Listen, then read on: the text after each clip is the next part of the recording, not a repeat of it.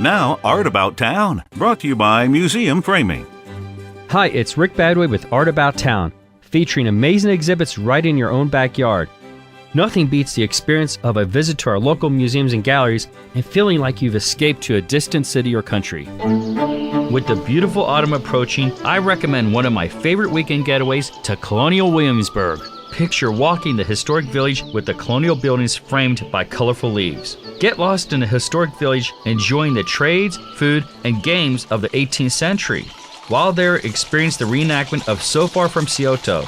This is a true-to-life play and story about Native American life in Williamsburg during the dawn of the American Revolution in 1775. An all-Native American cast chronicles a saga of 3 young Shawnee emissaries who were brought to Williamsburg in late 1774 as security to ensure compliance with the peace agreement that ended Lord Dunmore's war in the Virginias. The Shawnee delegation witnessed the turmoil and public outcry in Williamsburg in the early stages of the American Revolution, as the Shawnees were kept as hostages as security. So Far from Scioto opens Saturday, October 1st with 2 performances, 11 a.m. and 2 p.m. in the amphitheater behind Charlton's Coffee House. And speaking of Charlton's Coffee House, while there, for all you coffee and tea lovers, enjoy a cup of your favorite at Charleston's, the newest addition to the reconstructed houses in the colonial area. At the coffee house, you'll not only sample coffees and teas of the period, but also learn that travelers actually stayed there for extended periods of time, almost like the people who plant themselves on the couches at Starbucks.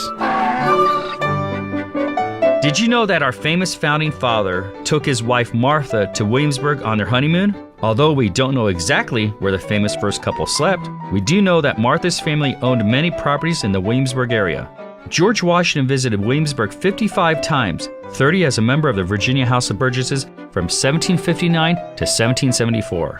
And if you're still in that George Washington mood, take your sweetie to the popular restaurant Christiana Campbell's, which was actually one of his favorite restaurants as noted in his journals and diaries. My personal favorite place to stay when I take my family is the Colonial Williamsburg Lodge, which is actually owned by the Colonial Williamsburg Foundation. The lodge is a huge property a block away from the actual historic area. It was just recently renovated a few years ago, and you can get specials on the website at history.org. Colonial Williamsburg, a great getaway for the entire family, and if you see George or Patrick, tell them I said hello. That's Art About Town. I'm Rick Badway. See you next week. Art About Town, brought to you by Museum Framing, providing Washington with 100% museum quality framing at fair and affordable pricing. Call 703-299-0100 or visit museumframing.com.